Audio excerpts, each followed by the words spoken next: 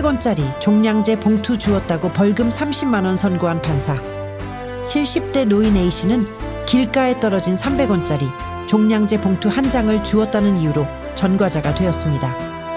봉투를 잃어버린 피해자는 이를 너그럽게 이해하기는커녕 절도죄로 고소했고 법원은 물건 가액의 1000배에 달하는 30만 원의 벌금형을 확정했습니다.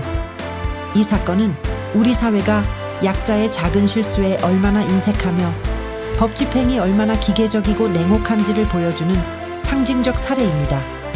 단순히 분실물을 되찾는 수준을 넘어 어려운 처지의 이웃을 법정에 세운 피해자의 태도와 이를 방관한 공권력의 처사는 법치주의라는 이름으로 자행된 또 다른 사회적 폭력이라 할 수 있습니다.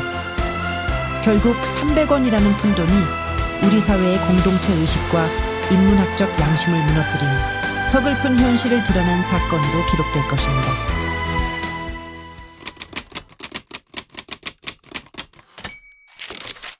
대한민국 법치주의의 칼날이 겨누는 곳은 어디인가? 300원짜리 종량제 봉투 한 장을 주었다는 이유로 70대 노인이 절도범으로 낙인 찍히고 30만 원의 벌금형을 선고받았다고 한다. 이 사건은 단순한 법적 판단을 넘어 우리 사회의 도덕적 파산을 드러낸다. 봉투를 흘린 주인은 돌려받고 끝낼 수 있었던 일을 굳이 경찰에 신고하며 법정으로 끌고 갔다. 그 결과 힘겹게 살아가는 노인은 범죄자로 기록되었고 법원은 기계적으로 형량을 확정했다. 법은 사회 정의를 수호하는 최후의 보루여야지 힘없는 자들의 뒷덜미를 낚아채는 올가미가 되어서는 안 된다. 300원 남짓한 비닐봉지 하나에 30만 원의 벌금을 매기는 이 기계적인 법 적용은 우리 사회가 지향해야 할 정의가 얼마나 메마르고 천박해졌는지를 적나라하게 보여주는 자화상이다. 법전의 문구 뒤에 숨어 인간의 고통을 외면하는 이 냉혹한 판결은 정의가 아니라 명백한 법적 폭력인 것이다. 절도죄의 본질은 타인의 재산을 침탈하는 행위다. 하지만 길에 떨어진 봉투를 주운 행위가 과연 침탈이라 할 수 있는 것인가? 절도죄의 성립 요건인 불법 영득이사를 따지기 전에 우리는 이 사건의 본질을 직시해야 한다. 길가에 떨어진 쓰레기 봉투를 집어든 노인의 행위가 과연 국가 공권력을 동원해 처벌해야 할 만큼 중대한 범죄인가? 전 세계 법체계를 살펴보면 경미한 사안에 대해서는 가벌성이 없는 위법성 혹은 기소유예를 통해 공동체가 포용하는 것이 일반적이다. 그러나 한국의 수사기관과 사법부는 오직 법대로라는 명분 아래 노인의 삶을 전과자로 전락시키는 길을 택했다.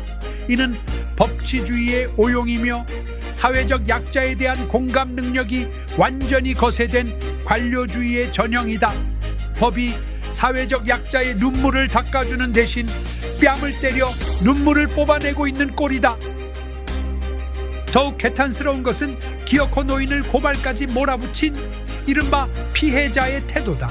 자신이 흘린 물건을 다른 사람이 가져갔다면 그 물건을 돌려받는 것으로 충분하지 않았는가? 고작 몇백 원의 가치도 안 되는 물건을 되찾는 과정에서 구태여 힘겹게 하루를 버텨내는 노인을 법의 심판대에 세워야만 속이 시원했는지 묻고 싶다. 이는 정당한 권리 행사를 넘어선 명백한 갑질이자 이웃에 대한 최소한의 예의조차 저버린 몰상식의 극치인 것이다. 우리 사회가 언제부터 이렇게 타인의 실수나 궁핍함에 인색해졌는가? 피해자의 가슴 속에는 법적 권리만 있고 인간에 대한 연민은 티끌만큼도 남아있지 않은 것인가? 더 큰 문제는 사법당국의 태도다. OECD 노인 빈곤율 1위라는 부끄러운 기록을 가진 나라에서 폐지나 재활용품을 줍는 행위는 노인들에게 생존을 위한 본능에 가깝다. 그들에게 쓰레기 봉투는 누군가의 재산이기 이전에 누군가가 버린 쓰레기 혹은 운 좋게 발견한 자원으로 보였을 수 있다. 이러한 사회적 구조와 맥락을 무시한 채 오로지 소유권이라는 잣대만을 들이대며 처벌을 강행하는 것은 국가의 직무유기다. 300원의 가치를 가진 물건에 대해 30만 원이라는 천문학적 비율의 벌금을 부과하는 것은 형벌의 균형을 완전히 상실한 처사인 것이다. 법은 형평성을 확고한 지향점으로 삼아야 한다. 그러나 수조 원대의 횡령범들에게는 경제 발전에 기여했다는 해괴망측한 논리로 집행유예를 남발하면서 300원짜리 봉투를 주운 노인에게는 엄격한 법의 잣대를 들이대는 이 불균형을 국민들이 어떻게 납득할 수 있겠는가? 문학은 인간의 삶을 다루고 법은 인간의 질서를 다룬다. 하지만 이 사건에는 삶도 없고 질서도 없다. 오직 차가운 금전적 보상과 처벌만 존재할 뿐이다. 단언컨대 도덕이 없는 법은 괴물에 불과하다.